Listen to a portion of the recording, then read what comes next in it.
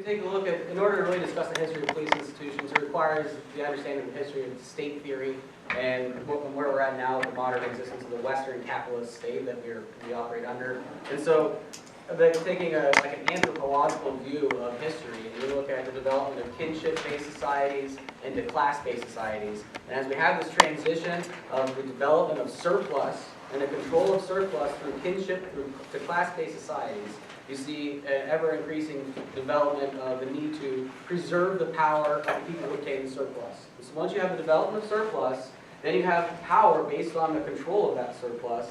And this concept of policing comes from the preservation of power associated with who controls the surplus. And when we look at the history of policing agencies and organizations, they develop and become more sophisticated as the means of production develop and become more sophisticated, and specialization becomes more sophisticated, so do the need for the preservation of the power and control of that surplus. And so a good place to start is how police agencies generally want to be perceived. Do you want to discuss that? Correct? Well, I mean, I could put in a few thoughts. I mean, you can tell by the general outfits of police officers. They typically used to be much more lighter. They used to be just very simple, dressed down. Nowadays, you start to see much more military angle. A lot of Kevlar vests, a lot of assault weapons that they carry in their vehicles. It's become much, as you can see, it's almost paramilitary. Well, not even almost. It is pretty much a paramilitary organization in this country now. And so part of that is that there's a concerted effort by police agencies and the people who benefit from the existing police state to project this perception of the police as heroes, as being community-based, as being a part of the public's power to police itself. And so when you look at the history of police institutions, particularly the ones that are put forth by the police agencies themselves, there is a large academic and civil movement to create a propaganda system where police are viewed as some kind of power that are given by people over themselves as people, as being this self-regulating institution that is to protect and serve the public. And that's really not the history of policing at all. Basically, the early history of police, and of course, anytime you trace American history, you also have to trace back to England, where most of our customs and culture come from. You had your night watches, your controlling of the underclass in those countries too, and of course that was brought over here. And we can go through, as the underclass changes, so does the institution of police, but the institution of police still has the same goal, and that is controlling the underclass in a system based on property and capitalism.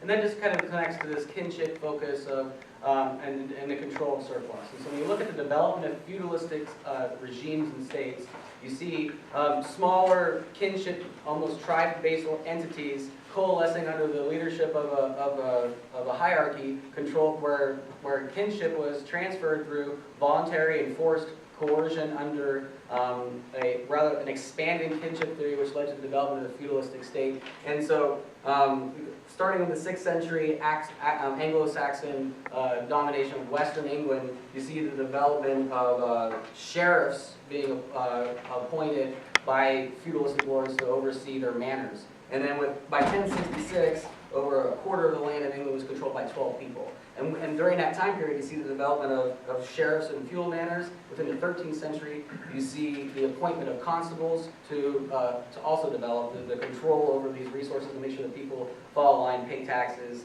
and that sort of thing. And so, and juxtapose that with a prevailing myth of history is that prior, in this time, that law enforcement was voluntary, and that if you had a problem that you would individually solve it with the assistance of a constable. That's kind of like the historic myth that is associated, but really the people that were enforcing the law were still enforcing surplus controls over other people who had less resources.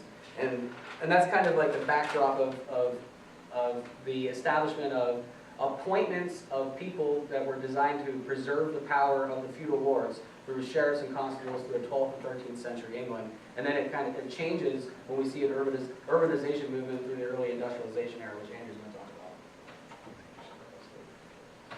about. Okay. Okay. Well, to get a kind of crash course in modern policing. I'd like to start with Sir Robert Peel, 1812. He is the man who created the idea of community policing, this idea of police officers patrolling neighborhoods, dealing with small-time issues like that. That wasn't really a concept that existed. And then when Sir Robert Peel came up with the theory of it. It was not even implemented in England until 1829 with the Metro Police Service.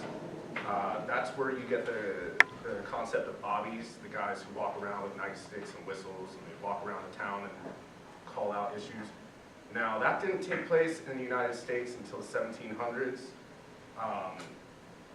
Well, timeline was weird there, but basically in the 1700s in the United States, you had sheriffs and constables, you had these, in the northern states, you had these night watchmen, or these watch systems, but people who would be out and they would call out fires and they would put out the call to go catch criminals, situations like that.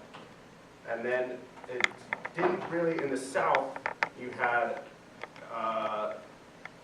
sort of an evolution that happened. It was the Stono Rebellion in 1739. Yes, it was the largest slave rebellion and in South Carolina, or in the United States, but it happened in South Carolina. Now, suddenly you had all these people, the plantation owners, were outnumbered by the slaves that they brought in, so an uprising happened. After that happened, the reaction to it was these institution of slave patrols. They would issue these badges. There's one right there that was pretty common. Now, what their jobs were similar to what the watch systems did. They would call out police, they would patrol the neighborhoods, they would call out minor crimes and things like that, but then they would also, their duty was to catch slaves and situations like that. If I could, I'd like to read slave regulations, slave patrol regulations from North Carolina in 1825. Just a couple of the things in there. Patrols shall be appointed. They shall have power to inflict corporal punishment if two are present agreeing. They shall have power to seize any Negro slave who behaves insolently to a patroller. Now, then they have this oath that they would make, which I found pretty interesting. It is, I, appointed one of the patrol by the council, by the county court of Rowan, for Captain B's company, do hereby swear that I will faithfully execute the duties of a patroller to the best of my ability, according to law and the regulations of the county court. Now that's a very similar sounding oath that you make right there. Similar, almost in some states, practically a carbon copy to what's made in certain police departments. Obviously not the slave catching provision, but I mean, it's this idea of community policing, these people given power to go into the community and stop people or interact with certain citizens for certain reasons. And that didn't really exist in this country until that point. And then you have the Industrial Revolution come along, and you have poverty in major cities, you have immigrants, race relations going wrong, so then they decided to merge this idea of the watch system in the north and the slave patrols in the south, put those together, and you basically have the origins of modern policing today. And just in the context of the American Revolution, in the sense that one of the major concerns of people after the Revolution was this threat of a standing army. And why would people be concerned about a threat of a standing army unless it is directly related to their experiences with Britain and the perception and argument of colonial control by a military that would essentially be responsible for policing domestic territories. And so the idea of opposition to a standing military is directly related to the idea of opposition to the over-criminalization and current policing of our communities, in the sense that the concern for the standing military wasn't that necessarily to be used to conscript people into foreign wars of imperialistic endeavors, but that it would be used against the people domestically as an example of tyranny of the government. So, and that's also the context of the Second Amendment as well, as far as the right of militias to be organized and bear arms, in the context of the opposition that standing military is used to domestically control the population. And as he alluded to, you went from the two systems. They melded the two techniques of policing, the slave patrols, then you have your industrial cities as industrial capitalism took shape. But without really understanding where the role of government comes from in a capitalist society based solely on property and property over people, it doesn't really make sense. But so you have to have some context to why you have what you have. And what you have is, of course, the police are the executive enforcing arm of the government. And what you have to understand is what the government in a capitalist society was always meant to do. It still means to do today. Just some people, and what's crazy about this is these quotes are from Karl Marx. These quotes are from Adam Smith, you know, Mr. Capitalism himself, you know, and Alexander Hamilton, John Jay. These people, these aren't socialists. These are people telling you exactly what was meant when government was created in this country under a capitalist society based on property. For example, you have Adam Smith saying, till there be property, there can be no government. The very end of which is to cure wealth and to defend the rich from the poor. He also said, civil government, so far as is instituted for the security of property, is in reality instituted for the defense of the rich against the poor, or of those who have some property against those who have none at all. And of course that does fit, that fits. Your slaves, they have nothing at all. Your industrial workers really had nothing at all. So it makes perfect sense if you understand in the bigger context what the police in a capitalist society are supposed to do. And that's exactly what they continue to do today. You see the other quotes, those who own the country ought to govern it. Those who own the property, those who have the wealth, ought to govern those who do not. And that, how do they govern? They govern through control. Are these all quotes from Smith? No, these two by Adam Smith's picture are from Adam Smith. One's from John Jay, and the other one is from Hamilton. And basing off of that, you have, and it's kind of ironic, you see this thin blue line a lot of places, and you're told it's the difference between order and disorder, and the police are this thin blue line that protects order from disorder. But the history is what I just told you. It protects those in control from those with nothing. And that's the thin blue line. And that thin blue line, what's ironic about that, it's not the elite being the thin blue line, it's other workers. It's other people who also have nothing. And that's why they, of course, take that line of work. And in these cities, you had these industrial political machines where basically, you know, your factory owners, your owning class, we're running the government anyway.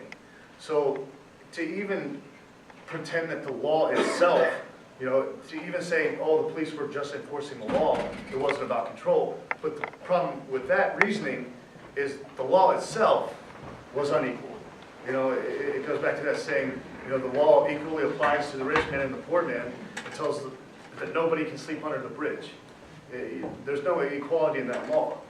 And of course, the response, as things got worse and worse in these cities of immigrants brought in for their labor, the union uprisings, and it got to the point where the police weren't enough, and you know, you had these uprisings where they actually brought in the army itself, which your government, one form of government couldn't keep the working class in line, so they had to go to the next line of government. And of course, you also have your soft subjugation kind of stuff, allowing the workers to drink on Sundays, and really tailoring the law to try to keep things under control. And it's very interesting how close a lot of things came to real revolution during the Industrial Revolution.